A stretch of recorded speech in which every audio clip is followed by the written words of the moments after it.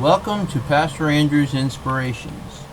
If you enjoy these videos, please click on the red subscribe button below and the bell for more. Welcome to our online church, a congregation made up of many from around the world. No offering is necessary. Subscribing and watching videos will keep us alive under God's watchful eye. Today, we will be talking about biblical names, starting with I, Part 3. Iphidiah, meaning may God redeem, or Jehovah does deliver, or redemption. Iphidiah is a name which appears very briefly as that of Iphidiah, son of Shashak, mentioned only in a genealogy of the tribe of Asher, according to Chronicles. Eri, meaning watcher. Eri, according to 1 Chronicles chapter 7, verse 7, was one of the sons of Bela, who was the son of Benjamin.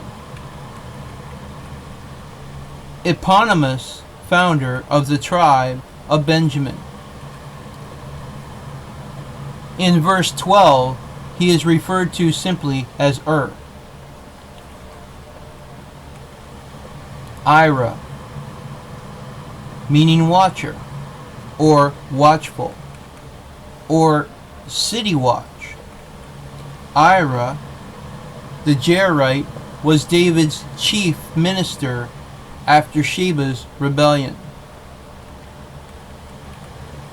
While described as David's priest by the English Standard and New International Versions, he was obviously his chief ruler by the King James Version, or his chief minister by the New King James Version, as the Hebrew word originally meant official, or person of influence. Later, the meaning shifted to priest only. Hence, the mistake in Christian translations. Irad, meaning wild ass, or heap of empire, or dragon, or fleet. In Genesis chapter 4, verse 18, Irad is the son of Enoch, the grandson of Cain, and the father of Mahujael.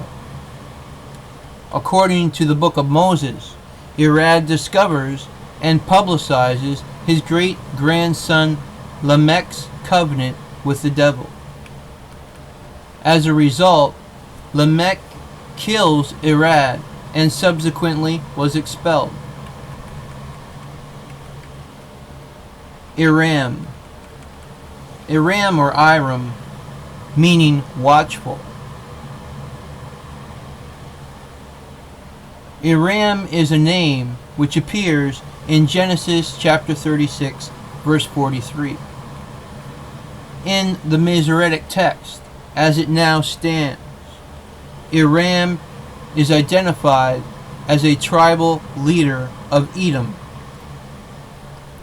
Thomas Kelly suggests that originally the text may have identified Iram and the other tribal leaders as the names not of individuals, but of clans, using the Hebrew word Eleph to mean clan. Arijah, meaning may God see, or God does see, or God does provide, or fear of the Lord. Arijah is an official who arrests Jeremiah on suspicion of desertion.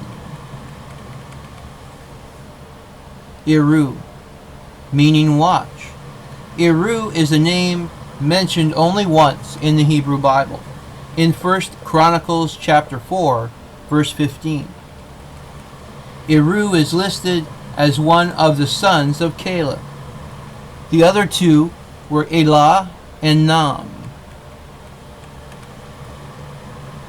Isaac, meaning he laughed. Oh, the laughing one. Isaac is one of the three patriarchs of the Israelites and an important figure in the Abrahamic religions, including Judaism, Christianity, and Islam. He was the son of Abraham and Sarah, the father of Jacob and Esau, and the grandfather of the 12 tribes of Israel. Isaac's name means he will laugh, reflecting the laughter and disbelief of Abraham and Sarah when told by God that they would have a child.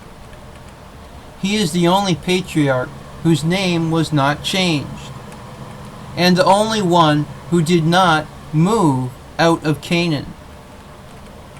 According to the narrative, he died aged 180, the longest lived of the three patriarchs. The anglicized name Isaac is a transliteration of the Hebrew name Yitzhak, which literally means he laughs or will laugh. Ugaritic texts dating from the 13th century BCE refer to the benevolent smile of the Canaanite deity El. Genesis, however, ascribes the laughter to Isaac's parents, Abraham and Sarah, rather than El. According to the biblical narrative, Abraham fell on his face and laughed when God imparted the news of their son's eventual birth. He laughed because Sarah was past the age of childbearing. Both she and Abraham were advanced in age. Later, when Sarah overheard 3 messengers of the Lord renew the promise, she laughed inwardly for the same reason. Sarah denied laughing when God questioned Abraham about it. After God changes Abram and Sarah's names to Abraham and Sarah,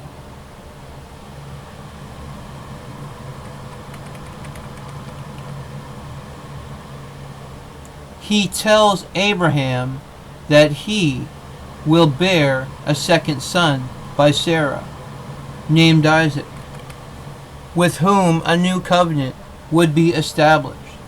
In response, Abraham began to laugh, as both he and Sarah were well beyond natural childbearing age.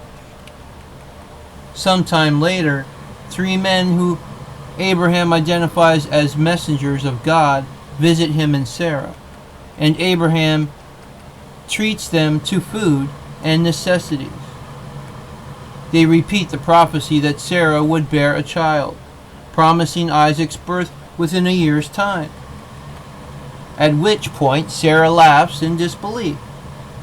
God questions why the pair laughed in disbelief at his words, and if it is because they believe such things were not within his power.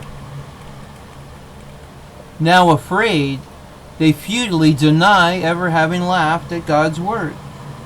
Time passes, as Isaac is born. Isaac was Abraham's second son, as Hagar was the mother of the first son, Ishmael. Isaac was Sarah's first and only child. On the 8th day from his birth, Isaac was circumcised, as was necessary for all males of Abraham's household, in order to be in compliance with Yahweh's covenant. After Isaac had been weaned, Sarah saw Ishmael playing with him, and urged her husband to cast out Hagar, the bondservant, and her son, so that Isaac would be Abraham's only heir. Abraham was hesitant, but at God's order he listened to his wife's request. At some point in Isaac's youth, his father Abraham took him to Mount Moriah. At God's command, Abraham was to build a sacrificial altar and sacrifice his son Isaac upon it. After he had bound his son to the altar and drawn his knife to kill him, at the last moment an angel of God prevented Abraham from proceeding. Instead, he was directed to sacrifice a nearby ram that was stuck in thickets. This was the biblical names starting with I, Part 3. Please stay tuned for the biblical names starting with I, Part 4. Continuing with Isaac's story. If you like these videos, please click on the red subscribe button below and the bell for more. Adonai Nisi, the Lord is our banner. God's blessings be upon you all.